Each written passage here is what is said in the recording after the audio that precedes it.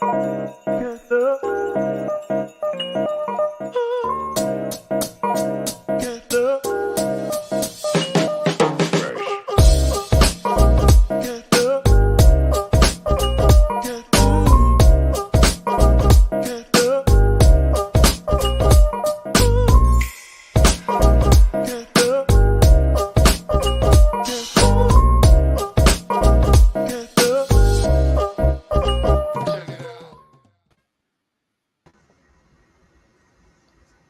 Good warm Monday morning from Toronto. You are a wishful thinker, sir. I love that. Yes.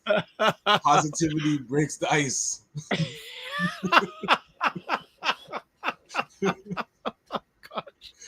Oh, okay. Listen, I have a quick joke. So a friend of mine, he's up from Miami. So yesterday we were looking at the weather forecast for today. Yeah. And it was like 1. And he's like, why am I seeing 1? Like, where's the number before it or where's the number after it? It can't be 1. We were just dying of laughter. He was like in total disbelief that the weather can be 1. I was like, first of all, it is Celsius, so I know you're used to 40s, 50s, and 100s. But yes, the 1 is correct. He checked like 4 different weather sites. He's like, no, I have to get verification. Why am I only seeing 1? Oh my goodness. Well, good morning, everybody. It's Dr. Vibe, host and producer of the award-winning Dr. Vibe show, the home of Epic Conversations, and I'm the host of Epic Conversations 2020, Best Podcast News Award winner, 2018 Innovation Award winner given out by the Canadian Ethnic Media Association. I also co-host and co-produce the only online show in the world for dads and fathers that is sponsored by Doveman Plus Care, and being part of that team, reached out directly and indirectly to over 100,000 fathers around the world in 2022 and 2021. And as always, I like to say, you're blessed, highly favored, a magnet for miracles, and a solution for someone's problem. What's up, Ryan? Good day. And for those that don't know who Ryan is, I'm one of the co-founders of the Afro-Caribbean Business Network. We support entrepreneurs of African and Caribbean heritage, really to figure out what stage their business is in and then help them create a strategy to grow their companies exponentially. I am also an entrepreneur. I do run a company called Detailing Nights. So we provide mobile waterless car cleaning. And even today, we are going to try and see if our products don't freeze. But we have some appointments that got to get done. So we're going to be out there working. We're looking for sunshine. We're looking for sunshine. So before we go any further, the Monday tradition. This episode of The Morning Vibe is sponsored by the Macmillan Group, providing mortgage solutions one client at a time since 1999. Buying, refinancing, or investing. Call them at 905-813-4354 in Canada, US 904-586-5636 in the US. So that is our Monday tradition. Also part of our Monday tradition, we got to make sure we put them up here. Got that. So there's all their contact information. Canada, US, toll free, 866-883. And then the website address, the Macmillan Group Inc., inc.com, and email raycmcmillan@gmail.com. Also, quick apology, a last Friday show at the end, my internet went down. So if people are watching and went, where's Ryan? Where's Dr. Vibe? Where's Ryan? Yes. The internet went down, so we had no control of that. And it's nice to see Ryan properly pixelated today. No freezing, no nothing like that. So that's good. So a few other things. Please subscribe to the Dr. Vibe show on YouTube. Hit the subscribe and notification button so you get notified. Also, follow the Dr. Vibe show on Facebook, LinkedIn, and Instagram. Also, follow Ryan on all his travels. I know we're going to get some of his travels in the next few moments.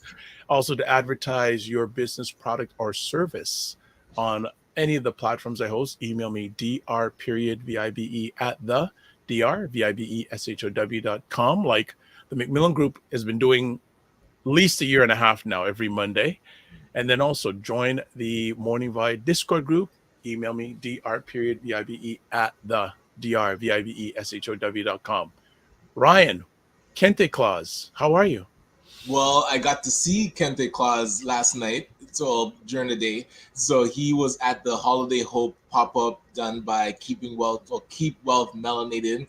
So Jody Ann and Anisha, the duo that runs that store in Woodbine Mall, and also they were doing the Holiday Hope, and it was to support the asylum seekers and do a drive, but also to help vendors. And the holiday season's coming, get a head start on that. There's a debate. When does it officially start? Look, the holiday season retail wise was here since Halloween finished. Exactly. Like while Halloween stuff was up, I'm seeing Dollarama putting up Christmas stuff. So yeah. But they got to again talk to a lot of the vendors, because those that are in the know and follow what I talk about grants and funding, there are 2 active grants right now. One is the Desjardins Good Spark grant, and the other one, the RAISE grant, so Racialized and Indigenous Support for Entrepreneurs. And you might have heard that before. Who's doing that one? So it used to be Digital Main Street, and I kept talking about it, and it was paused for a while, and now it's finally reopened. But the Ontario government is doing it directly.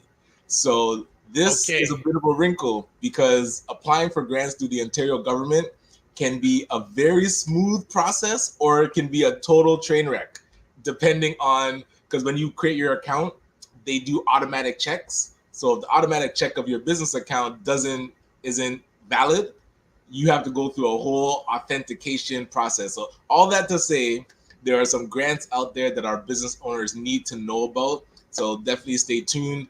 This week we're doing workshops and info sessions about them. So yeah. So we haven't chalked all that. Are we gonna apply for one of these things for the morning vibe? Okay. Yes. So we have to have we have to have an offline conversation about that, because we need not only in us but through us for you guys to grow this bigger. And actually I had a very interesting chat with Kezia Myers yesterday. For those who may not know that, she is, I guess, the executive director of the Advanced Music Group, which is trying to get more positive impact of Black creators and Black artists. And we're having a good conversation. Actually, she is testifying in front of the CRTC in the next week or 2 about the importance of a Black-owned radio station. Okay. Which is interesting, which goes back to Friday when we were talking, and then Tim Frey was saying how, can't remember the 2, I know Mastermind's one of the gentlemen, but another gentleman who now are part of the G98 executive team. And I was doing some reading on that in the yesterday afternoon, and the owner of G98 is a South Asian gentleman. Right. And I think Tim was saying that, he was wanting to push the content more of South Asian culture instead of Black culture. So it's interesting. And that's where it's to be expected based on ownership, right? Yeah, sure. This is why it's so important. And what Kezia is going to be doing is so important, because if we don't have that ownership, we can't control the narrative, no matter how it started. And God rest his soul, Mr. G, where he launched, and of course this goes all the way back to Denim Jolly owning Flow 93.5 and then 98.7 with Mr. G. That allowed the culture to come through the radio station. And then as soon as it gets sold, I mean, has anybody tuned into 93.5 recently? It is, I think it's a country station. Wow. It's completely okay. So people may have, when Denim Jolly's name was put, people may have asked, like, why Dr. Ryan did put this up? Well, I had mentioned recently he just had a park dedicated in his name, which is like 10 minutes drive from where I live, and that is one of a piece of the ribbon from the ribbon cutting ceremony. So I keep this as an encouragement of the hard work he and others, our elders, have done in regards to doing what they can to make life better, not only in them or for them, but through them. Right. So I have that. So there's a few quick things we got to do. So I know I'm not doing this to tease you, Ryan, so I'm just going to do something really quick. Baby.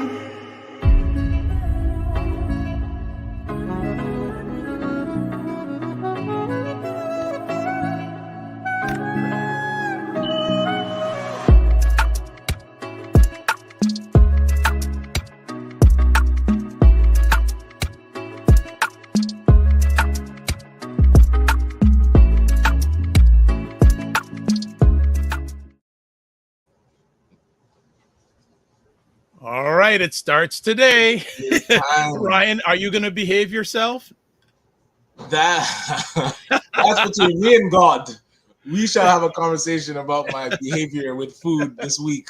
It shall be a secret. Except we are going to find a couple days to invite people to join us for lunch. So I'm going to be mapping out different restaurants that we want to go try. So if you want to come with us and eat some food, definitely check it out. But yes, as you said, my water is right at my feet. Have you found any plant-based restaurants that are participating that you'd want to try? I don't know as of yet. Actually, going to be part of today's media launch. It's happening at Sugarcane. Yes. So I can only go for about half an hour, 45 minutes. So I'm going to be right there. I'm going to be there actually early. Say hello to whoever's there, and I go because I got to be back at the residence because I do have to facilitate an online session at 8 p.m. tonight. So, I looked at Sugarcane's menu last night. They only have like one or two things that are veggie plant-based. So I may cheat a little bit tonight, but I don't have anything planned for the rest of the week. But I know Roger's going to call me up. So I'm going to say, Carolyn, don't look. All right. But we'll see. We'll see. Yes. See. So everyone, this week, right, 20th to 26th November, 2023, there's the website address. Support Black restaurants, not only just this week, but all year round. Okay? Exactly. Yes. Okay. And just program alert. Coming up this Friday. Ooh, interesting show. Tamari Katosa, who was on a few months ago and got a lot of great reaction. He was originally supposed to come on and talk about his book. That didn't happen. But now he's going to come back about his book that covers Black men's sexuality and erotic racism. So we have him coming on. We have two of the contributors of the book, one gentleman in the States, another gentleman in England. Okay. So we're going to have all three of them on. I will make sure that you have the parts that you need to just gloss over for Friday's conversation, but very excited about that conversation. So that's what's coming up this Friday. We're going to get to our guest moment, but we got to shout out. Well, people are in the house already. Yeah. All right. Frequency Event Promotions. How it goes, Dr. Vibe and Ryan Knight? We good. Good to see you. Also, they say we had the pleasure of seeing both of you this past weekend. Keep up the great work. Yes, I saw Christopher at the Champion U networking launch and event on Saturday. It was great. Danny Stone, Love Mayor Cher McLaughlin, and Nicole. Yes, Victory Speaks, Nicole Waldron. So that was great. Good morning, gents. Elemental Notes, and great to see you. Chad C, good morning, man. Absolutely. Morning, Fitness IQ Cam. So are you going to be monitoring us over this week? Because I know she's always asking, what's Ryan? Ryan's not cheating. Ryan's cheating. So go call. You got Ryan's number. Call him. Like I'm the guru. Come on now. Yes. So, KSEYLRWFQ. Yes, you are here. Divine Right. Good morning, everyone from the DMV. Ryan, hold strong. You got this. All right. Hey, I'm going to map out the plant-based restaurants. There needs to be more. Opal Inspired with her growing YouTube community. Good morning. Nice. It's a secret. I guess, yeah, his eating habits are secret. And Opal Inspires broken 100 followers on YouTube. Fantastic. Dr. Tachi. Good morning, all. Fantastic, Dr. Tachi. Good to have you. And actually, I got to speak with you this week. I figured out over the last few days a process for providing content to you, to Indie Soup Media, that will be easier. So it was actually one of my team members asked me about something. I said, I got to look at that. So it's going to make it easier as her network gets closer to launch. And Fitness IQ goes, hello, and good morning, all. Yes, buy blocks this week. So Roger will be seeing you in a few hours. So looking forward to it. So this is exciting. And we got a pile of people already in the house, which is amazing. So maybe it's because in the GTA it's so cold, people don't want to go outside. Yes. And Divine Right says, I'm ordering folks dinner over here and making myself a big salad. I'm not going to eat my turkey and haven't eaten chicken. You haven't eaten chicken over 3 years? Right. What? I eat chicken once a week, but Divine Right's putting down the gauntlet. What? Absolutely. And Good morning to Ray McMillan. Good morning, gentlemen. To a successful week all. Absolutely. Absolutely. So, man, you guys you're gonna have good fun today. I think everyone's gonna learn a little bit of something today because we've got a new friend to the morning show family, but not to myself. So let me just do a quick little intro because her bio long, but I'm going to keep it short and sweet. Today we have Monifa Brooks. She's a co-founder and principal of Garabyte Consulting. Garabyte Consulting works with companies to build programs and processes to protect personal data. So anyone who deals with data online, even personally, just for your own personal use, or if you're a solopreneur, small entrepreneur, medium-sized entrepreneur, business company, this is a conversation that you need to be listening to, and you may want to replay. We also want to make sure that you ask questions. Nice. Yes. Lots of questions, because we're going to bring her on. She's going to share a little bit of a background, but then she's going to talk about the importance of data privacy awareness and training. So especially awareness is one thing, but if you have a team, the importance of having them trained is important. So say you're an entrepreneur and you hire consultants. Do you give them access to personal data? Do they have access to personal data? What happens if they compromise your data? Right? Even if you're a solopreneur and you're running your own business, are you selling stuff online to people? Data privacy, compromise, etc., etc. So without any more ado, the guests of the day, the guests of the hour, Monifa Brooks, the lady who was going to jog outside this morning and say, "It's too darn cold out for me," is in the house. Good morning. Good morning. And yes, today's temperatures gave me a slight change of heart about how I wanted to do my exercise. Yes. But there's nothing wrong with exercising at home. So that's where it'll be until we see spring temperatures again. Fair enough. Right. Yeah. More than fair.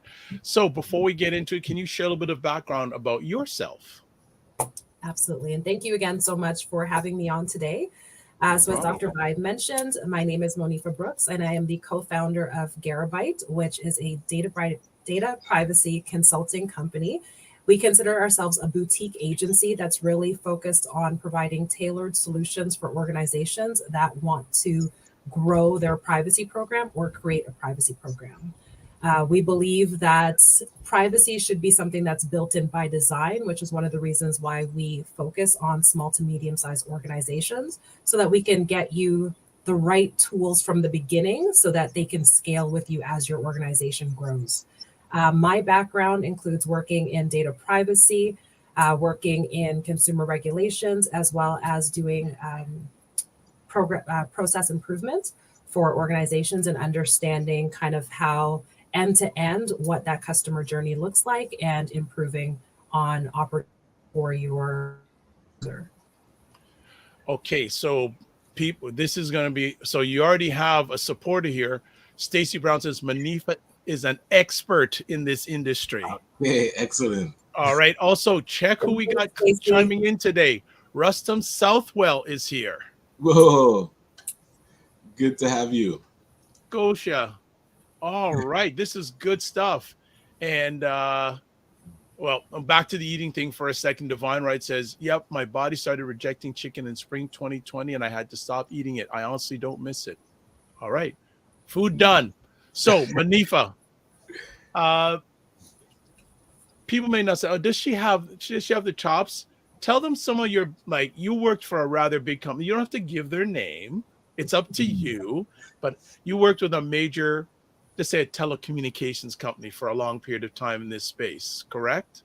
Absolutely. So working in telecom for over 17 years and supporting data privacy for that company for just under 10, from a regulatory perspective, as well as the consumer perspective, supporting end-to-end data privacy. So this includes everything from privacy breaches, creating policies, procedures, doing training, working with regulators to address complaints and supporting the investigations to either identify what are the root causes and what went wrong, or explain how and why we believe we are complying with the regulations as drafted. So I have Okay, Ryan's already got a question there. I have for an organization, but then also stepping outside of that, from a Garabyte perspective, with my own company that Susie and I run.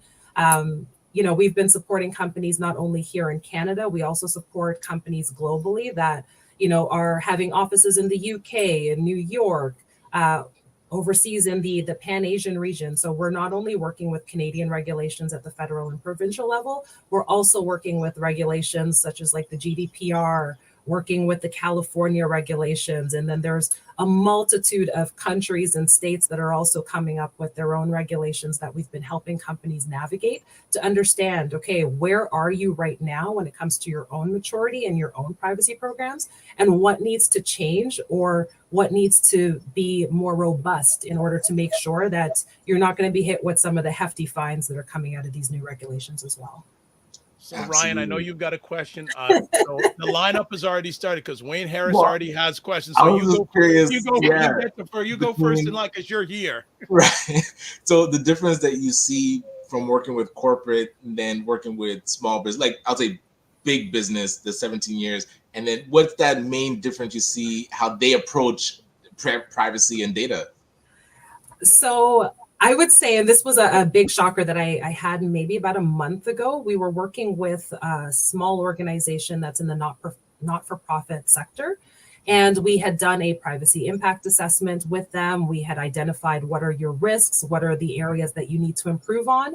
And that meeting went so smooth. They were just like, oh my goodness, thank you for pointing this out. And we talked about how they can go about mediating some of those risks and getting things up and properly running to make sure that they're compliant before launch. Yeah. It was the smoothest meeting I have ever had with a client, both like when I think about my experience working in-house and how it just felt like such a fight all the time where I'm like, okay, guys, we need to do this, or we need to just tweak this way. No, why do we have to do that? Wow. What's going to be the penalty if we don't do this? I don't believe you. I need a second opinion here. I don't think we have to do it this way. Whoa, right. It's such a different experience. Yeah.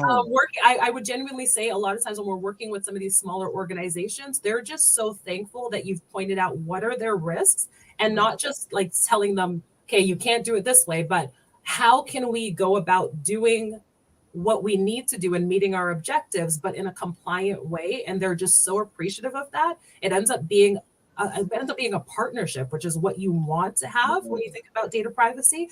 Like my job is to help you be innovative, but also make sure that you don't get fined, right? Like I'm not just here to tell you all the things you can't do. I'm here to tell you how you can do the things you want to do, but in a way that's not going to have you get penalized, right? Like nobody wants to have their program investigated by a regulator. Nobody wants to be the top headline. Like I highly doubt that Mark Zuckerberg is having any fun right now being called to task by every regulator around the world, right? Nobody wants that. Whoa. So it's great to actually work with companies who are receptive to understanding, okay, like we're actually trying to help you. This is the way that you can do it in a way that you're still meeting your business objectives, but no one's going to like investigate you at the end of the day. And your customers are going to trust you because they know you're doing the right thing. And is the pushback? Keep on going, Ryan. We're going to go on break. We're going to go to break. We're going to go on break after this part because the questions are live. Wayne Harris is in the house. Ray McMillan's in the house. So once they get going, we ain't going to let a word in. So get your stuff in now. Well, I was curious, is the pushback because doing the extra work is going to like cost them more money or just take more time? Like, where's that restrict? Like, so one of the things that we definitely see in terms of pushback is the fact that being privacy compliant costs money, right? Like, you think what's best in class versus, okay, what's the bare minimum that I have to do? Best in class costs money. And you don't necessarily see that return on investment immediately when it comes to dollars and cents. And, when I think about big corporations, most big corporations anyways are about what's that bottom line?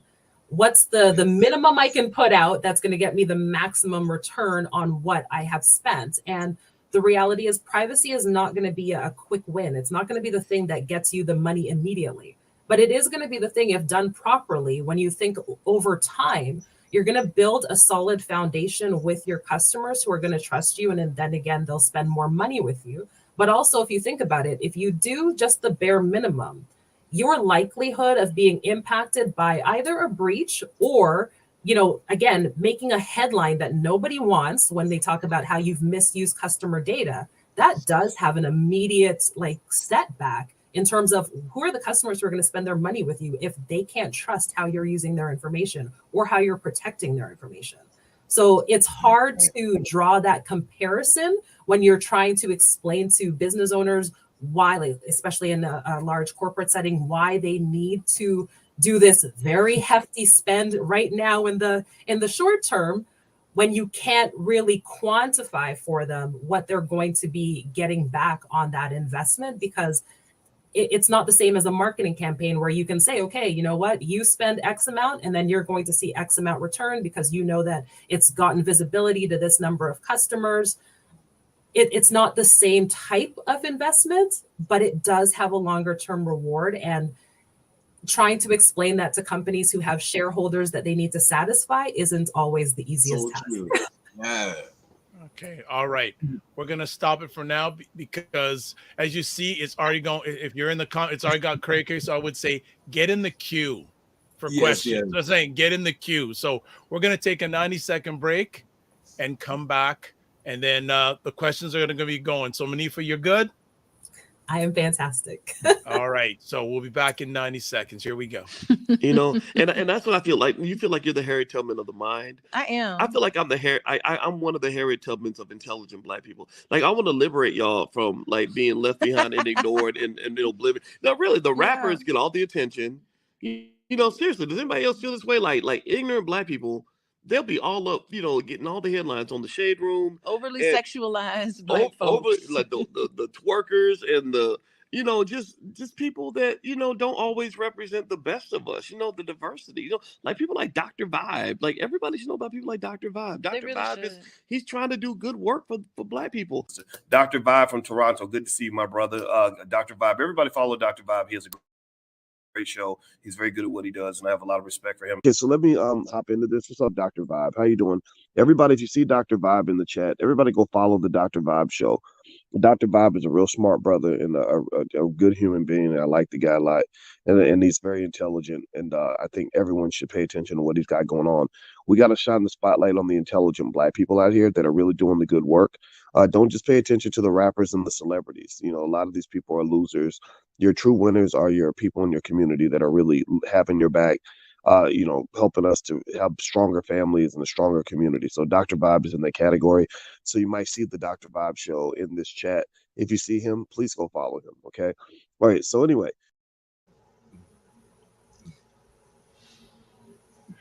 All right. What is up, Dr. Boyce and Dr. Alicia? So they are supporters of what I do, and I support what they do because they want Blacks to be better.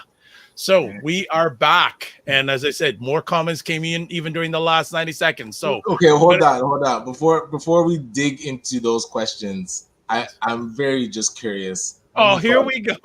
What drew you into data and privacy? Because it's such, on the surface, it can be such a boring field when you talk about it, but you seem so passionate, like you're glowing talking about data and privacy. Yeah, she's so passionate, isn't she? It's it's not boring hearing it from you. So I'm so curious what. So before we go any further, got the IG family watching some of this. We have Monifa Brooks, co-founder and principal of Garabyte Consulting on the Morning Vibe. We're talking about the importance of data privacy awareness and training. So Monifa, what gets you geeked about data privacy? So in fairness, I think I have a very nerd-like personality to begin with. So, spending the time, I watch for fun. I have been watching CPAC because our federal government right now is doing a review of the state of privacy regulations in Canada. So Bill C-27 is before committee right now. And I spend a good 2 to 3 hours per week watching the committee sessions, listening to our MPs, as they question the speakers and everything like that to hear about, their thoughts on the proposed bill. But these are the things that fascinate me when I think about how our laws and regulations are even made. I know I don't think very many people would have a good time, getting a cup of tea and sitting down to watch CPAC. But, if you ever find yourself with a good, at least hour and a half to spare, sometimes you really just got to watch our regulators. It's really fascinating. Yes. And, for me, it's just, again, a good portion of my job really is just reading, because you have to stay up to date on what's happening, not just here in Canada, but you need to know what's happening around the world, because the way that regulations are shaped elsewhere does have an impact on how we're doing business here in Canada, because at the end of the day, we're a global economy, right? If you're a company that maybe you only operate here right now, you might be thinking one day about expanding into the US or expanding into the EU. So you have to stay on top of what's going on everywhere. And for me, that rather, that sounds like a good Friday night to me right there. So okay. All right. So let me just interrupt. I'm going to just shout out some people on Instagram. Halfway in the Sky Woman. The topic today is data privacy and data training with Monifa Brooks of Garabyte. So that's what the subject is. Tamara _Jordan _001 and Van Sleeger. Hey, thanks for joining in. Mr. Gospel Cafe, thank you so much. Van Sleeger, happy Thanksgiving. Well, we celebrated here in Canada in October, so happy Thanksgiving to you because you're in the US. But data privacy, and if you have any questions for Monifa, if you're on IG, type them in and I will get her to answer them. Now the fun begins. Here we go. So we'll get to the comments because you seem to have a huge fan club. Then we got questions. So first things first, Kwame.com. You're right. Monifa is an expert. Nice. Also, Samantha Francis, this young lady is very intelligent and well-spoken. She's clearly shedding light on an area I wouldn't have think of. I now have a lot to think of. Thank you, Monifa. I hope, Samantha, you're still here because you may want to contact her. Right, and then Sophia Jacobs from Ottawa. Morning. Super delighted to see Sister Monifa in this field. There needs to be more Black folks in the cyber data and information space. Cheers to you, Monifa. And then last comment before the questions. Yo, that's my mom. So Jalen's in the house. Love it. All right. Is that Jalen who drove back? That is Jalen who drove back to Ottawa last night. So he's out bright and early to make sure he watches his mom. All right, this is good. So let's start with the questions. And the first one is from someone I introduced you to, thankfully. Yes, good morning, all. Privacy is a big deal in Canada, but even more so in other. Does Canada have the proper legislation in place to truly enforce breaches? Are companies here really concerned? So in my opinion, I'm going to say no. I'm going to say no to both. When I think about the current state of our regulations, we are falling behind. We still have PIPEDA at the federal level, and it's far outdated. So that's the one that's currently being revamped. So we have Bill C-27, which will replace that. And it takes what I would consider to be a good first step in the right direction. It has gone through enough, I would say, consultation with all impacted parties. You need to have more consultation with private sector organizations to make sure that you're putting in place something that protects consumers, but that can actually be operationalized. This right here is what I think is the biggest challenge for all companies in this space, is that there's a lot of people providing advice, but none of it can be operationalized. And if I can't put it into practice, who cares? You're just spitting out words if it can't actually be put into practice, and it means nothing to anybody. And one of the examples that I'll give you, I believe that you should have consent before you are using people's information, whether that is express or implied. However, I do think that we have to take time to think about what that consent model really looks like.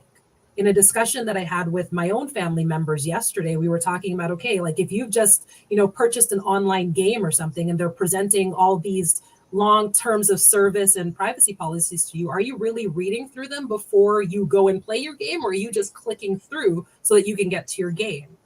And then if you actually were to take that time to sit and read the language, does it make sense to you? Or do you have to tap somebody in to come and interpret that for you before you can actually use it? So right now, our regulations say that you must inform people of how you're using their information, which is why you'll see these 16-page documents that are presented to you. But what does that mean to the person who's actually being asked to use their information? It doesn't mean anything to them because they don't understand it. So if we're going to be thinking about how we operationalize consent, we need to rethink how we're presenting that information to the person that it matters to. It's great that the organization has checked a box because they've got this fancy document, but what does it mean to the person who's actually just given over their information? Until we can get that right, I think none of the other things matter, right? Because again, even if we look at what's the primary purpose for using your information versus any secondary uses for your information, if I say, yes, you can use my email to contact me because I've now taken a service from you. So you need to be able to bill me. You need to be able to make sure that if there's any interruptions in my service that I can be notified. That's my reason for giving you my information, right? Because we have a service relationship. Right. But now if you're going to want to use that information for analytics and your own company development and reporting so that you can, I don't know, better understand what other services you might want to sell me, that's a whole different ballpark. And I might not want you using my information to enrich your organization. I want you to use my information to fulfill the service that we have together, but I might not want you using it to monetize my information, as an example. And should I have an option on how and when you can monetize my information? And in order for you to get my consent to do that, again, is it just going to be buried in your terms of service in a way that I don't understand? But, you know, when I think back to what's happening with even the discussion around our regulations right now, the Trudeau government has said multiple times, so the minister has mentioned several times that he consulted with approximately 300 or so organizations. I've been watching very diligently as this proceeding has been, you know, going through committee. And every single one of those expert witnesses, when asked the question by the MPs, were you consulted? The answer is no. So my question to the government is, you've put together this bill, you say that you have consulted with industry experts. So what experts did you consult with who are not appearing before the committee? Right now, it seems like you haven't actually consulted anybody. You just put together something that is copy and paste from, you know, what are you seeing in the highlights from the EU? What are you seeing in the highlights from California? What are you seeing in the highlights from Singapore? But you've not actually consulted anybody here in Canada to understand, does any of this make sense for how we are operating and doing business here? And can those things actually be operationalized? So do you think she's in it? You think she's into this? Do you think she's into this? As soon as you said CPAC, I was like, yeah, she's in it. Okay. People don't, hold on, just for reference and context, people don't know what CPAC is, because I bet you no reason you know what never watched it. Yeah, you wouldn't know what CPAC is. I know what it stands for Canadian Public Access Channel. So it literally shows the parliamentary House of Commons and the proceedings. And that's not all. The committee meetings, where I can't even stomach the committee meetings. I'll watch the House, but the committee meetings is like, the committee meetings is where the drama is really happening. Okay? So people need to tune in if they need to want to know what's happening. They have something comparable in the US. I don't know what the network is called, but they have a similar channel in the US. And if you want to see what's really going on, you watch those channels. Okay. Yes. More. I think it's C-SPAN. C-SPAN. You're right. C-SPAN. You're correct. Okay. So some more areas of endorsement here. Chrissy Lewis says, I watched Monifa's last interview that was on Black Canada Talking. Very informative. She is very well spoken. She got me to finally change up my passwords. LOL. Yay! All right. Chrissy also said she needs to be a regular if she wants to be. Okay. In the house, Dr. Chachi, yes. So you mean C-SPAN? Yes. So Dr. Chachi, what is up? Host of Mediascope, livest program about media, tech, and pop culture on the digital waves Saturdays. Wednesdays, 5 p.m. Eastern time on Instagram, then 6 p.m. Eastern on Wednesdays on Facebook, LinkedIn, Twitch, YouTube. Got that right. And Dr. Tachi is saying this information is superb, and that's coming from a lady who has her PhD in communications from Howard University. So, Dr. Tachi, do you want her on Mediascope one evening? I can make that happen if you want.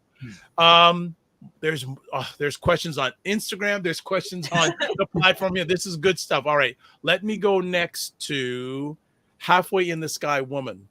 When it comes to data privacy, this is on Instagram. How can we trust in the privacy when it's often sold to unscrupulous marketers? Yeah, and right there is exactly what I was talking about when it comes to secondary purposes. A lot of organizations, once they actually have your data. So if we look at Facebook as an example, Facebook is sold as being a free platform, and they're sold as being a free platform because at the end of the day, they want to know everything there is to know about you. They're making profiles about you as an individual. They're also using your data in an aggregated format with other people who might look or have similar attributes to you so that they can create what are called profiles. And then they use those profiles to sell to for marketing purposes so that companies can access that information and know what kind of ads that they need to present to you so that you are likely to purchase that information. When I think about if you are on, and I hate to keep picking on Facebook, but they're the one that comes to mind right now. But if you are on Facebook, you might see an ad for, you might see an ad for shoes. And then you could go to another platform and you might see that ad continue to follow you. And that now that ad might be a little bit more lucrative. Whereas, initially it was just telling you, oh, you could buy shoes here. But okay, you didn't click then. So now that you've gone to another website, you see the same ad, but now they're offering you a 10%.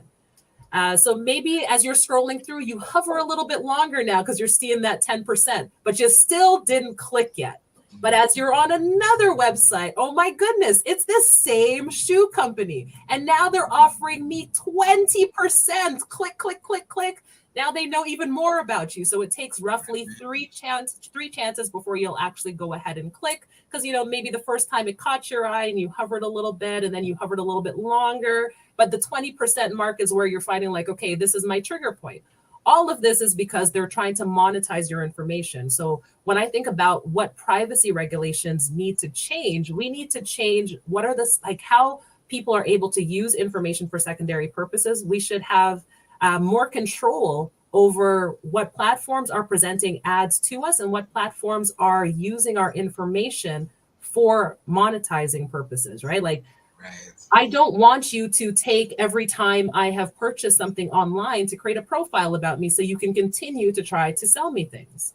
Home Depot got in trouble for that the other day because if you had been in a Home Depot store and had chosen to have your receipts emailed to you, that information was going back to Facebook and it was being monetized. Oh. But people did not know that simply by putting in your email to have the receipt emailed to you, that information was going to be used, right? Because if I bought a hammer at Home Depot, now Facebook knows, okay, she bought a hammer. Let's see if we can sell her a toolbox. Yes. Right. But is that where is it difficult to challenge companies because being able to use that information allows them to make more money? And then that is what they're reporting to their shareholders to say like, hey, because we've now improve the way that we learn about clients, we can now increase the bottom line. Is that typically their argument with not wanting to tell people? And I guess they should still tell people. A lot of these companies make is that we're offering these things because people want them. And the reality is, yes, there are a lot of people who do want tailored advertising. Okay, as an example, if I bought diapers once because I am buying a gift for a baby shower, I don't want you to assume I have a child and start marketing all kinds of random things to me. I don't have small children. Stop offering me diapers. I bought it once for a baby shower. But at the same time, I know for me, I don't enjoy tailored advertising because I don't enjoy the predictive models. I don't like the insinuations. Frankly, I'd like to be left alone. There was a comment in the chat in regards to VPN. When I browse online, I do use a VPN. I have a VPN for all my personal devices because I don't think that I should be stalked online by marketers, right? Leave me alone. I actually prefer to shop in store. With all of that being said, there are a lot of people who do prefer targeted advertising because they only want you to show them things that make sense for them. And I think that's fantastic. Ultimately, all it comes down to is choice. People should have the choice of what's being presented to them, when and how is your information being used. Right, absolutely. All right. So next question here from Ray McMillan. About a decade ago in my industry, we were advised to send email consents to our client base for consent to email marketing once the privacy issue became a, quote, thing, unquote. What is the protocol today? Yeah, so that actually hasn't changed. And here in Canada, that would reference to our Canadian anti-spam legislation. In order to communicate with people using email or any digital channels, when it comes to an inbox type format, you do need to have express consent.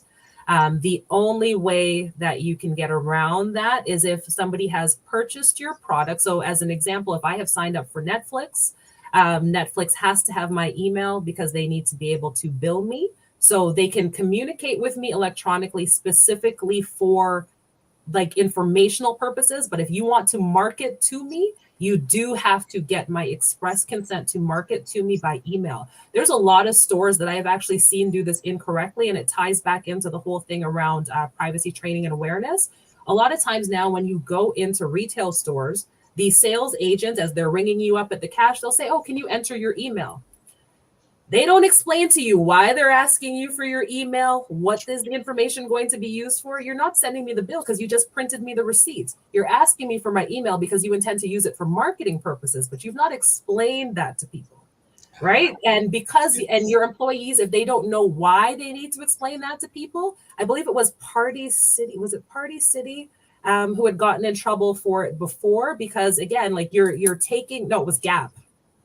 You're taking people's email addresses at the register, but you're not explaining to them how that information is going to be used. You can't just start marketing to people without actually having their consent. And you have to give people the ability to opt out. But again, if you haven't trained your employees properly, they don't know what they need to be saying. They're just trying to get through to the next transaction. Why? Because there's a long line at the register. And so now they're told this is protocol. Email, right? Yeah, they're just being told that they need to capture email addresses. Yeah. They're not being explained why. And they're also not being explained what are some of the penalties. Although the fines under the Canadian anti-spam legislation are not huge when we think about, other countries in the world and what their fines are, but there are fines for non-compliance with this, and they are being enacted, right? So again, it's a small thing, but if you could just tell your employees why they're collecting email addresses and what they need to make sure that they're explaining, that could avoid being fined and be investigated by the CRTC. Okay, this is so cray-cray this morning. This is great because it's a way to wake people up on Monday morning without going outside in the cold in Toronto. Get you warm. We're chatting with Monifa Brooks, co-founder and principal, Garabyte Consulting on the Morning Vibe. We're talking about data privacy awareness and training. So questions are coming all over the place. So I have Colin, who I met for the first time on Saturday at the Champion U meetup. Also, Love More Style Coaching. Good morning. Matt Storm is here, and in the city is here. Okay, so Colin, you have a question. So speak loud so Monifa can hear you. So go ahead. Okay, so my question is, how do you safeguard yourself, your information from companies who want to use your information for advertising? So it's interesting, and I think that's a great question. So thank you so much, Colin. Wayne just put in the chat as well. He's like, if you don't pay for the product or the app, then you are the product, essentially. And don't get me wrong. There are a lot of companies who, even if they are charging you for service, are still trying to monetize your information. But I think the most important thing to always ask yourself is, what information is being collected from me, and is it necessary? Right? So again, there's a lot of companies who, as far as I'm concerned, are over collecting information and are also retaining that information for longer than is required, right? Exactly. Like Dr. Vibe and I have had this conversation a lot. So definitely check. Why are you asking me for the information? Have you clearly articulated what is that relationship between what you are collecting from me. If you're asking me for my driver's license as an example, what are you using it for? If you want to know my social insurance number, what are you using it for? How is that information being stored, and how long are you storing that information? If I sign up for telecommunications here in Canada in a postpaid type of service, they're going to complete a credit check on me, right? So they're going to ask me for my ID so that they can complete that credit check. Once you've completed that credit check, are you still storing my information? Because you told me that the reason you were collecting it was to do the credit check. So the credit check's over, I've passed, I now have service. Why do you still have the information, right? So those are things that you need to think about when you're entering any type of service relationship. And back to Wayne's point, if you have a free service, whether it be Instagram, Snapchat, any of those things, the reality is they've asked you for information because they plan to monetize it. You are the product.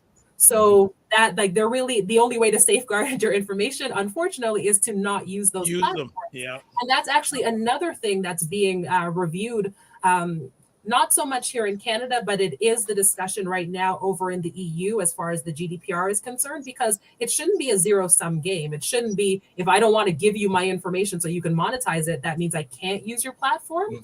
So now there's actually, and I believe it's the Irish commissioner who's looking at this through Facebook, where they are going to implement a version of Facebook that is the free platform, where you have the opportunity to opt in to marketing or opt out of marketing. And then there's going to be a paid platform where they won't be monetizing your information. So that's still something that's being reviewed over in the GDPR, just to figure out exactly what that will look like. But it shouldn't be a zero-sum game where if you can't monetize my information, then I can't use your service.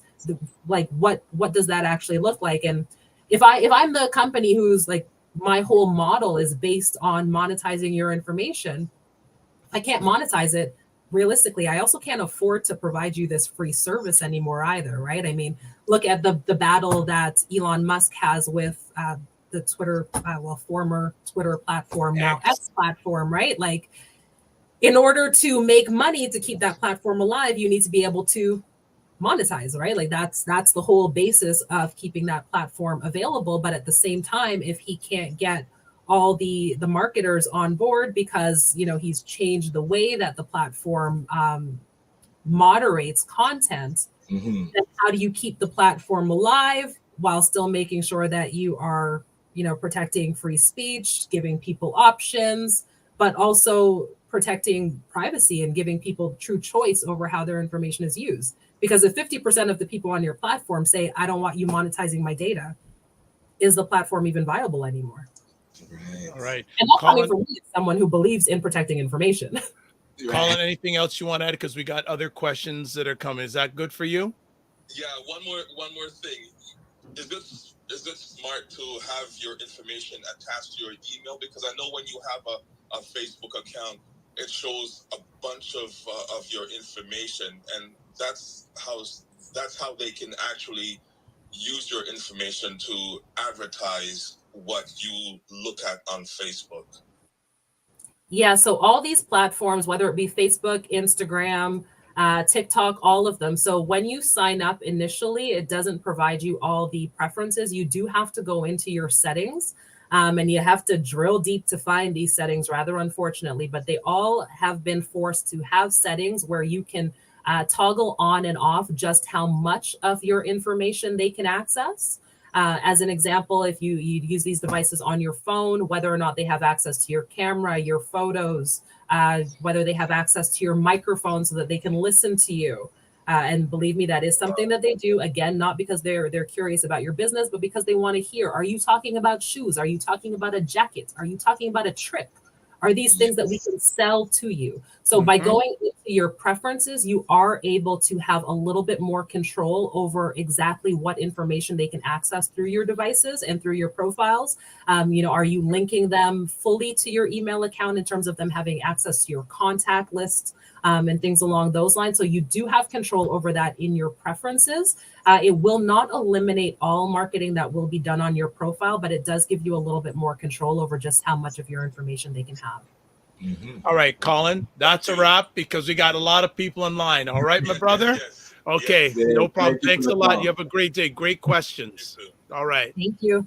All right, so let's get back to the more, and I don't know how much longer I'm going to keep this on IG, so I'm going to encourage you now, if you're not, go to the Dr. Vibe show on YouTube, subscribe so you can catch the rest of the conversation, because I'm not going to put all of the rest of this up.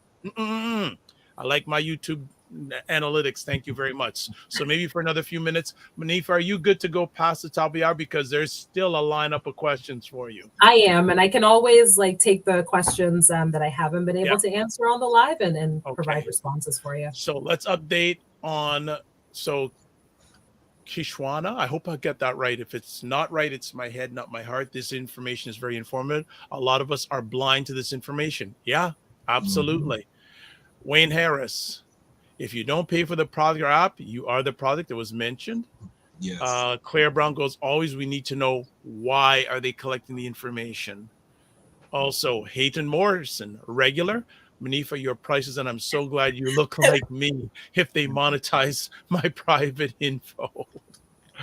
Okay. Is that okay? It also says, if companies monetize my private info, should I get a percentage of the money?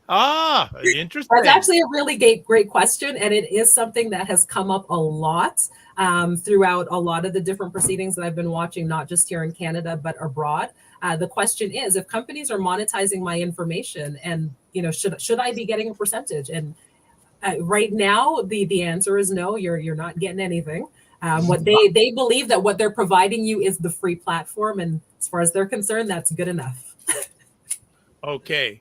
Also, Kwame, as Monifa mentioned before, Monifa, can you advise? Okay, you know what? I'm going to get to. There's other questions before that one, so there's that many. So another question from Ray. We see emails being captured once we visit a website. As a business owner, am I breaching any laws by capturing these email addresses without prior consent, or is it the visit to my website consent? Good question.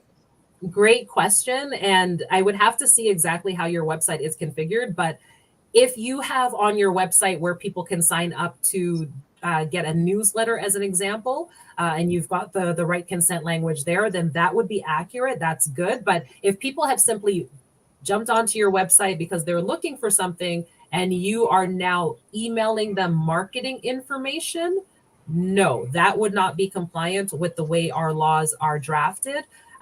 There are retail platforms online, as an example. Maybe I had started shopping, but in order for me to start shopping, I had to create a profile. And that profile says, if you don't check out, so maybe I put something in my cart, but I didn't actually check out. I've now just, I lost interest, something's going on in the kitchen, I gotta go. I might get an email later on that tells me, hey, you forgot something in your cart. Did you want to click on this link and you can go to checkout?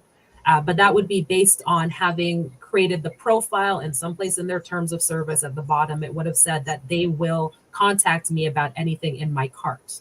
But again, without that actual language, no matter how deep it's buried in their terms of service, it would not be compliant if you're just emailing me for marketing purposes simply because I've been on your website. All right.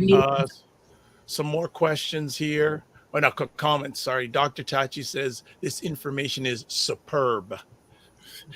Also, Chrissy Lewis is already looking into my alleged mind. She needs to be a regular. Right. Yes. All right. I'm going to stop this on Instagram. So sorry, Instagram people.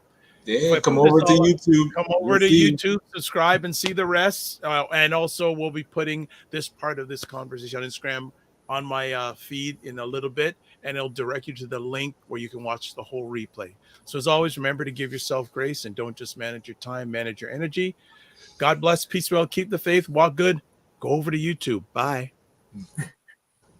All right, more questions. Wayne Harris is back, saying there are many risks when a breach occurs. One of them is reputational. Why would a large company work with your firm versus a big four? So for me, and thank you, Wayne, I think that one of their reasons for wanting to work with us would be because we can help them operationalize end to end what your response needs to be if you have a breach. However, with that being said, I know I actually don't want to work with any of the large companies when they have a breach, and I'll tell you why.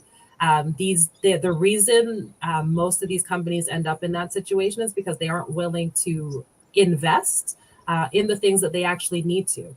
I don't want to put my efforts and time into patchwork for organizations that aren't willing to actually do what they need to be preventative. It's great that we can plug the holes once things happen, but if you're also not willing to take preventative measures, then I got to be honest, I would decline that partnership anyways.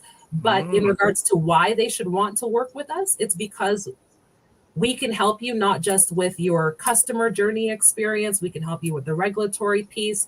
We can work with all of the different business units that need to come together from a data governance, cybersecurity perspective to make sure that not only are we closing, and putting a nice big bow on the actual issue itself, but now taking a look at what are the additional measures that need to be implemented so that we can address this at a root cause level and actually get proactive. So not only are we closing this gap, but making sure that future gaps are also prevented. So that's why companies should want to work with us. But again, if you're going to be the organization that only wants to plug the immediate holes and continue to play whack-a-mole, I'm going to have to kindly say no, thank you. Yes. Okay. I love that.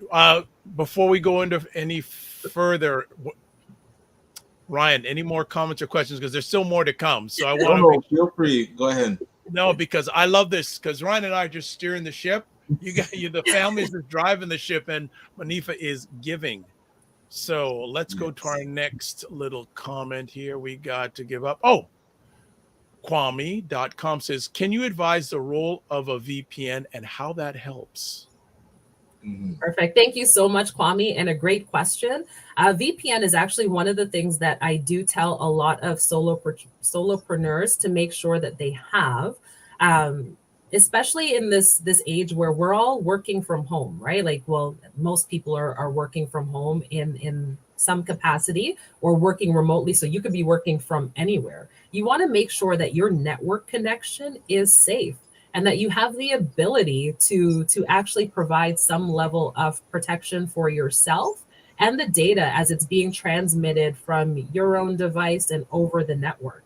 So a virtual private network is one of the things that does significantly help with that. And I also tell people, I recommend pairing your VPN with some type of virus or antivirus security feature to make sure that you have both of those things running in parallel. When we think about, pretty much every website now you go to, there's like a cookie policy and, it's telling you, okay, we're going to be tracking this, we're going to be tracking that, we're going to be tracking that. A VPN is also one of the things that helps minimize the company's abilities to monitor you both actively and passively, because there's a lot of things that are happening in the background outside of just cookies. In my experience, I've learned about beacons and all kinds of digital technology that can be added simply based on you having gone to websites and different pixels and all kinds of things that can grab different behavioral data. So again, it might not necessarily identify you as an individual, but it is grabbing different information about, okay, well, if you've gone here and you've gone here and you've gone here, now we can build a profile, and anyone who has done anything similar, we can have a better idea of what their habits and behaviors might be. So a VPN is one of the ways in which not only can you protect yourself from a lot of you are running a business or any type of organization, it's another way that you're adding a level of security for the data that you have as well. Okay. Wow. All right. And if you want to watch TV shows in other countries, get a VPN. There you go. Okay. All right. Another question here. Krishwana, and again, I hope you get your name right. Again, if it's my head, not my heart. And also, family, do you want Monifa back? So I'm going to put that out now. Come on, that's automatic, man. We have to figure out her calendar. There's a number of things going on in my alleged mind right now to have Monifa back, and also hail up to her partner Susie. Susie is they're great together, but Susie never stays in Toronto for right now for more than a few days. She's always traveling all around the place. So good, and people. I'm going to put it out. If no one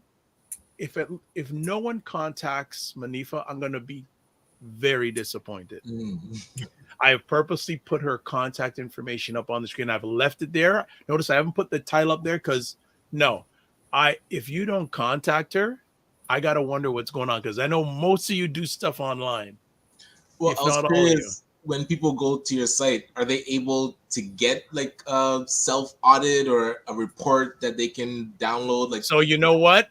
You keep your mouth quiet, because I'm going to talk to Monifa offline. Maybe that's something we can offer people who subscribe to the Discord channel. La. No, listen, everybody needs to audit what they're doing. Like that. We'll see. Yeah. We'll see. The lady work hard. She work hard. We'll see. So, just speaking to that, actually, one of the reasons that our website actually doesn't offer any of those features, frankly, if you go to our website, you'll see that we don't even offer you the ability to sign up for a newsletter or anything like that. We don't collect any information through our website, actively or inactively, and that's simply because the position that we take on privacy, we're not collecting any of that information. If you do want to reach out to us, you have the ability to do so, and then we'll take the steps from there. But we are not we're not gathering any of that stuff, so we can't practice what you preach. Practice what you preach. We are truly, the only thing we collect is business contact information. That is all. There you go. So, Kriswana, what would next question? What measure would you suggest we take to protect how information from going out there and to ensure privacy? I think you've answered some of that, but is there anything else you want to add on? I would say also just be very mindful of what you share on any social media platforms. And this goes to also on the security side. You know, a lot of people will share their home address and, you know, the fact that they're going on vacation and now you're out of town. So, you know, you're letting everybody know when they can rob you. And I mean, I guess that's what insurance is for. But it's important that we're just mindful about what information we put out there in public spaces and how that information can be used. And to piggyback that, I've seen insurance push back on claims because a person put too much information on their social media that allowed bad things to happen. So you might have insurance, but if you're willy-nilly with your info, you got to read the fine print for that too. Well, and this is interesting because Wayne has another question, and he's involved in insurance and business insurance. But Wayne has a question here, another one. How are you leveraging AI for your lower valued offerings? Is AI a threat or opportunity? Personally, great, Wayne, again, thank you so much for all the great questions. Personally, I do see AI as an opportunity. I think it's an opportunity for us to leverage technology to actually help with some tasks that, you know, you might not even have as your expertise. So something that I know I've leveraged it for when it comes to drafting social media posts. I don't, like, I'm not a marketer. That's not my thing. I don't have the creative gene. My husband, however, does have a company where it requires social media marketing. So rather than hire a marketer, I have leveraged AI. I've given it the prompts that let it know what type of business, what angle I want to take in terms of what that social media post looks like. And then it will draft that content for me. And then that content goes into the Facebook platform for his business. So that's how I'm currently leveraging it. I know there's like tons of different uses for AI. And again, I don't see it as a threat. What I do recommend for people who are using AI is simply just that. It is artificial intelligence. It is machine learning. It is large language models. It's important that if we're going to be using it, we're using systems that have at least addressed the inherent biases that can find their way into this technology, right? You want to make sure that you have reviewed what are the biases and blind spots that can exist. You also want to make sure that you have accurate data that's going into these models, right? Like if your data is flawed, your entire mechanism is flawed. So you want to make sure that you're actually using technology that has quality data. regardless of how that data is being ingested, if it doesn't have the right information, it's not going to spit out the right answers for you. So it can definitely be an opportunity. And I think that we've barely even scratched the surface of what that real opportunity is. But again, you want to make sure that you're checking it for its biases, and that's we're using accurate data. Okay, still more questions. Sorry to tell you about it. Some comments too. Hayden says, thank you for your integrity. There is so little of it in this industry and so many other industries. Dr. Tachi. Now, why would you ask that, Dr. Vibe? Of course, we want Monifa Brooks. Kim, yes. Oh, you got a fan club too. Yes, Monifa, come back. Monifa, not Monica. Monica was a singer. All right. Oh, Dr. Tachi says, oh, keep your mouth quiet, Ryan. See, she knows what I'm talking about. Hayden says, Dr. Bob, you're asking if Monifa should be back. I'm starting to be concerned about you, sir. Right. Thank you. Exactly. Kim says, Monifa, darn spell check. And also Samantha, is the sky blue? Absolutely. Her and her business partner need to be back. Yes. Nice. Okay. And there's still questions to answer. So I'm just catching up with the comments, by the way. So this is, okay. So, okay. Dr. Tati question. With regard to the website, does there need to be an offer of some type to require an email? So this is for the capturing of email addresses on websites? Yes, I believe that's piggyback, yes. So it's not that there needs to be an offer, but you need to explain why you're collecting it. How are you going to use that information? So I believe that this should be a twofold strategy. When you are collecting email on your website, there should be something that explains how you intend to use that information. So that would be considered a just-in-time notice. And separate of all of that, you should make sure that in your actual privacy policy, it speaks to what are your retention policies, your deletion processes, what are all the information sets that you will be collecting. But at the very spot of collection, when you are getting that email, you need to make sure that you are explaining why you want it, what you will use it for, even if it's a future use, give an idea of what it's going to be used for, and provide people the ability to opt out or just remind them that they can unsubscribe at any time. Okay, next question from Dr. Tachi. What do they mean by, quote, strictly necessary, unquote, cookies? I see that all the time. Okay. Yeah, so you will see strictly necessary cookies, which are the ones that would make the site operational. As an example, when I think about strictly versus the optional cookies, if you go onto a website and maybe it's a website that you frequent often, one of the cookies might be something that allows them to save your login credentials for you so that you don't have to keep putting your login credentials in. That would be an optional cookie. Whereas a necessary cookie would be something that keeps that site functional. So maybe it's something that even just counts how many people have gone to that site. It's not something that is like actually identifying you as an individual, but that is a cookie that just identifies that you have visited the site.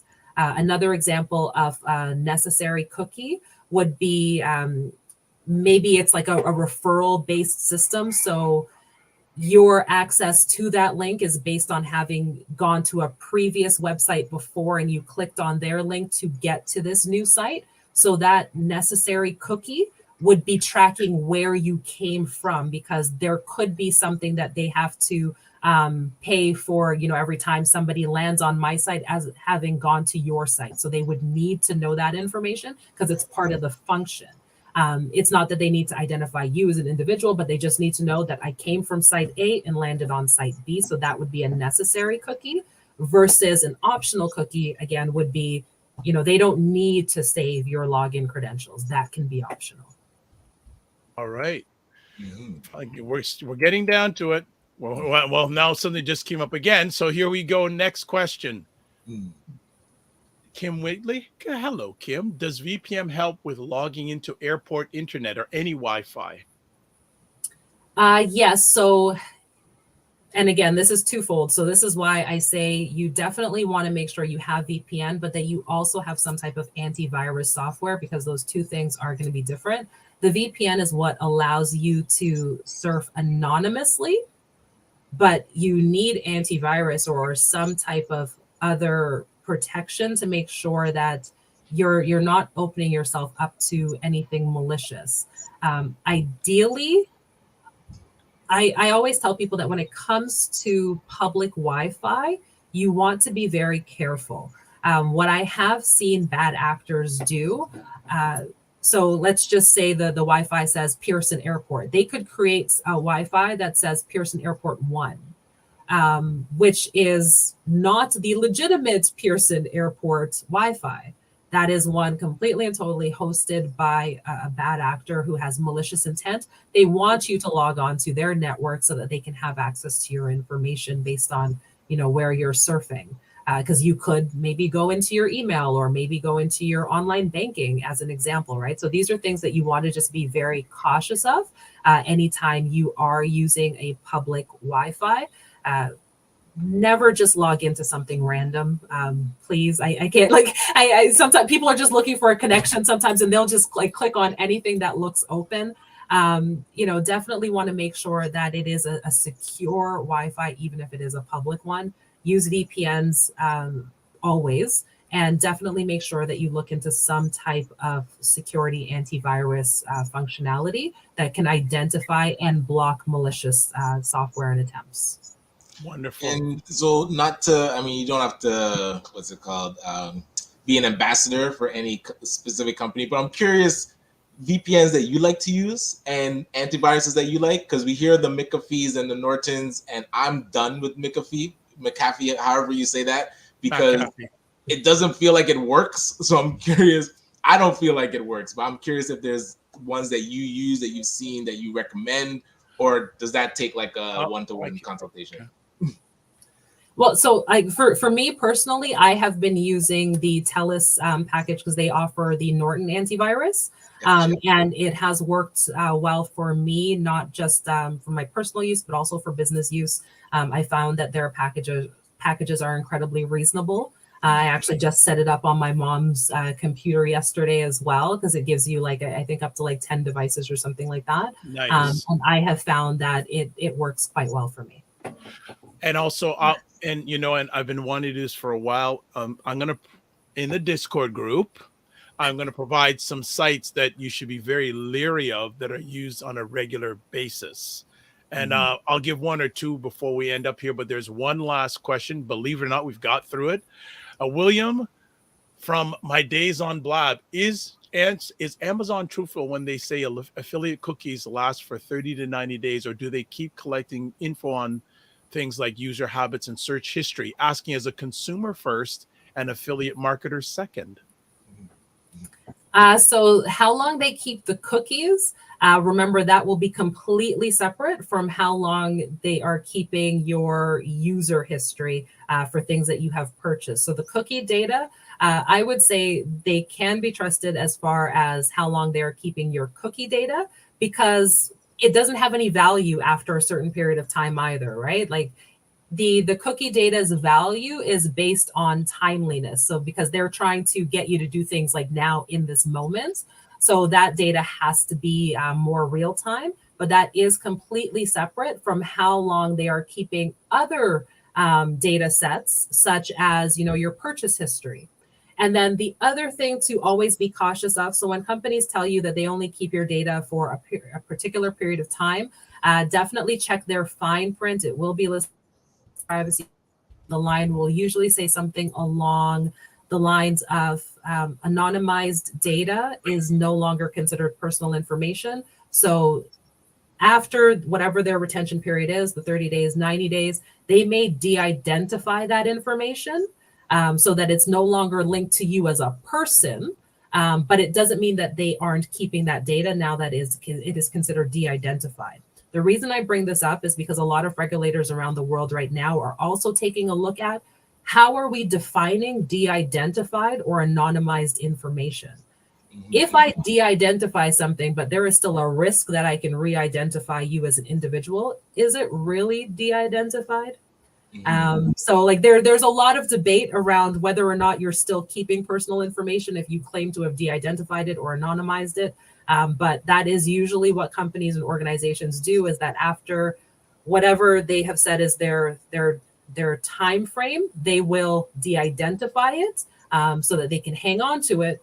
But since it's no longer considered personal information, technically you can't make the claim that they have kept your information longer than they said they would. Wow. And people, if you missed the debate, it was on CPAC, just in case. Yes, it was. Oh my yes, goodness. It was. Well, family, I think we're gonna call it. Oh, and Wayne, excellent. You're okay. So a few things. Fitness IQ Cam says Norton. It's NOTON over McAfee, and the Norton is offered by TELUS. Yeah, they have a great package. They have a great package. Wayne Harris, I was going to make this. Bitdefender is very good free. It's a free service. Bitdefender is, and because Bitdefender, that's what I use. There's more stuff I'm going to use in consultation with Monifa Brooks that I'm going to be using also. So I think, yes, Norton. Oops, yes, that is it. I think that is a wrap today. That was, man, a fast and furious. Thank you.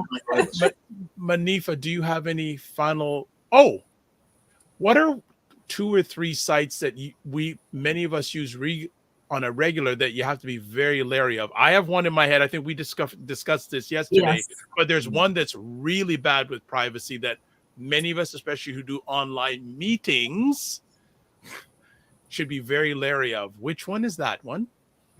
So, and it's one that comes up a lot in privacy discussion, especially as we're talking about AI, but you'll see a lot of discussion around Zoom and how they are collecting and using information, and how that information can also be used to train their AI models. So when we talk about, just being aware of how organizations are using your information when you sign up for their platforms, that's definitely a great example. Yeah, usability. I'm not, and then and the stuff I've read and seen about they've had a number of privacy breaches since they became popular during the pandemic and post-pandemic. So, again, if you join the Discord group, I'm going to put some apps that people may use on a regular basis, and maybe in consultation with Monifa, she may provide some of the things that you should be aware of. But Zoom is, sorry if anyone who's got Zoom shares, your site is not nice. Like the privacy breaches are just, again, Wayne, there's a good way to end off with Monifa Lee's. Public Wi-Fi is like a public toilet. Protect yourself. You don't know who was last on it. I think that's a great. That is a great line. That is a great, and that is coming from Wayne Harris, who's on the first Friday of every month on the Morning Vibe, who had at least 20 plus years in cybersecurity, selling it to C-level companies. So you see that he hasn't disagreed with anything that Monifa has said. Hello. Yes. All right. We'll leave it at that. Monifa, thank you so much. Thank you both for having me. Great discussion. Love the great. Great opportunity. Thank you. And you see, the masses want you back, so we're gonna chat. I've got some ideas, and also Dr. Tachi wants you on her show too. So I think that you've got, if your visibility you wanted, you got it, and more to come. So to you and your family, and to Susie and her family, don't just manage your time, manage your energy, and also make sure you give yourselves grace. Thank you. Have a great day. Thank you. Bye-bye. All right, man. Whew. Love that conversation. Woo. Woo. And Fitness IQ, because yes, come back please to Monifa. So the line is growing longer. Also, Faces by Purna says, love it. Yes, Faces, I got your email. I'll be responding to you in the next day or so. And we have to nail down a date before Christmas time. So that is that. Ryan, what'd you think about today's conversation? Epic? Yeah, it's must know information that we typically just gloss over. So I was glad that she was able to shine light and in a way that's digestible so that we can start taking data privacy seriously. So love that. So and we didn't even get about private. I missed a question from, oh my goodness, from Divine Right. Monifa, you're in the back room. Are you available to come back on for a sec? Okay, she's nodded her head because I don't want to leave any question not answered. Let me find the question. Because I don't want Divine Right upset at me. Yes. Especially because she'll never come to Canada now. Okay. So we're going to bring Monifa back on for one last question. So we'll bring her back up. And this is a good question. Is there a way to save all your passwords somewhere safely and not having to change them every 5 seconds? Right. So one of the things and thank you for the question, Divine Right. So I tell my best friend all the time, it's important to have different passwords for different things. You never want to use the same. There are different tools that you can use to save your passwords, types of keychains, electronic keychains. What I have personally started using for my passwords are phrases, because that is easier for me to remember as opposed to having to write things down. Use phrases that have a mix of letters, numbers, capitals, lowercase, as well as symbols. That way, when you think about what is the password that you're trying to remember, it's something that can be triggered for you easily. That doesn't necessarily require you even having to write things down, because again, whether you're using some type of safe or password system electronically to keep it, if you forget that password, like where are you writing down that password, right? Like there's And also too, you got to be careful. There are some good online ones, but I think, again, I'll put this up in the Discord group. I think one of them called LastPass has been hacked. They had a and that's the other thing I was going to say, is that you also have to think about, okay, if you are going to use some type of electronic service for this, you have to know that no matter how good it is, there are risks that come with that as well, right? And I mean, just as good as you think it is, I'm sure the hackers think it's just equally as good. So they know they want access to it, so they're going to put even more resources into it. And if we know how many, how much people and resources we have in some of what we consider to be larger companies, know that like actual criminal organizations, like they're staffed, okay? They are staffed. They are qualified people who are incredibly smart. And like their full-time job is trying to get access to your information, right? So that's why for me, I do try to go more with passphrases as opposed to passwords. That way, when I am on whatever site it is, I know what that passphrase is that's going to trigger me. I use different passphrases. And again, I'm using combinations of letters and numbers and symbols and all of it, just to make sure that it's not easily guessable. Okay, one last question and we'll definitely go. How often should we change our passwords? Your suggestion? I usually go with 30 to 60 days. I'm like, to me, that can be excessive. I know for some, like, and it really also depends on, what are you using, right? Like for me, like my bank passwords are definitely the ones that I change more frequently, simply because, especially when it comes to multi-factor authentication, if somebody has your cell phone as an example, or, has mimicked your card, then they can have ways to get into things. So I definitely move that frequency around depending on what the platform is. But yes, I do try to make sure that I'm changing those frequently. And Fitnet's IQ goes, oh, okay. And she goes, 30 to 60 days. Right. Hopeful, inspired, great conversation. And there we go. Jamila Neem says, great conversation. Monifa provided valuable and informative information to secure and protect our information. Thank you. Great discussion. Now we're going to let you go. Take care. You. All right. Awesome. Boy, and I know you got to go. Yes, sir. All right, because it's the bottom of the hours of the second hour, so you got to run. We'll see you on Friday, or we'll chat. Well, I may see you. Well, I'm sure we're going to be at a table somewhere. Possibly tonight. Okay. All right. So we'll catch you a little later. You take care, my man. Thank you. All right. Be well. All right, family. We are done. We are done. This is it. Great song by Kenny Loggins, by the way. This is it. One of my motivation songs. All right, everybody. Thank you for making this an epic conversation today. What? Okay, so a few last things just to make people informed. I just want to give me a second here. Okay. FYI, coming up on this Friday's show, we'll be talking to Tamari Katosa, who is a tenured professor and guest, talking about black men sexuality and erotic racism. That is coming up on Friday. So if you're subscribing, you'll see a notification coming up in the next 24 to 36 hours. Other things, Buy Blacks, Black Restaurant Week starts today, runs till the 26th. There's a website address. Please check it out. Please subscribe to the Dr. Vibe Show on YouTube and hit the notification button. Also, follow the Dr. Vibe Show on Facebook, LinkedIn, and Instagram. Also, follow Ryan on any of the social media platforms that he's on.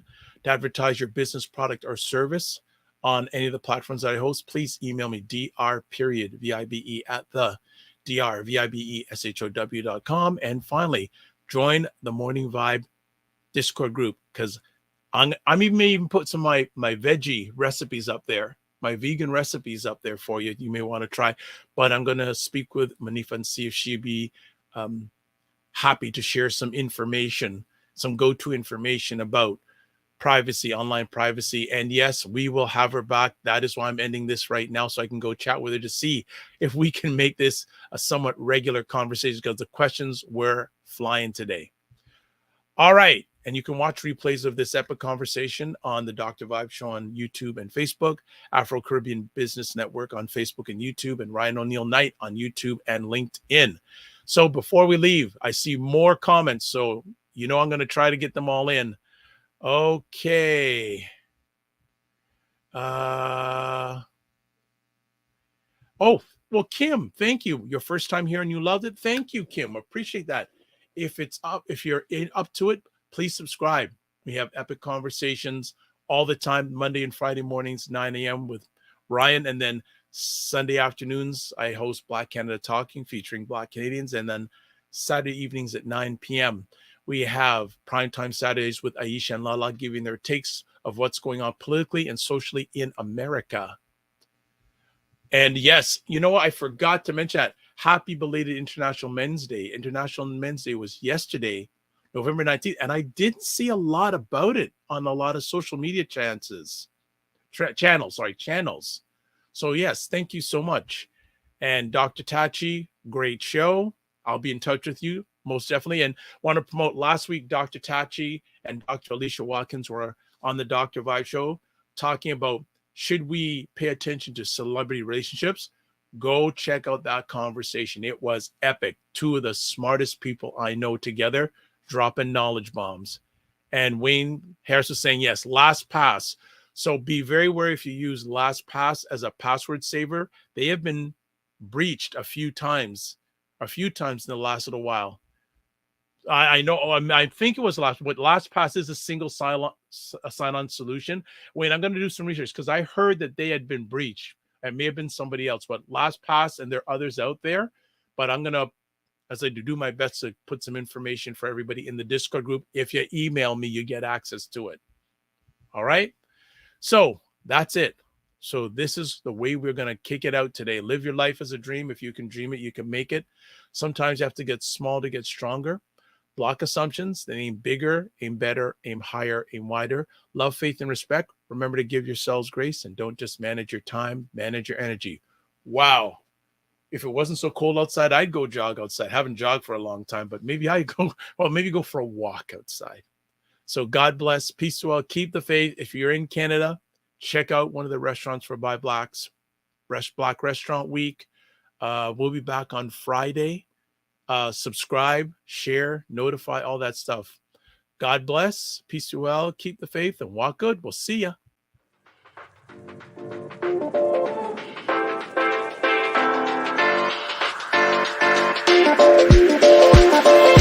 Here we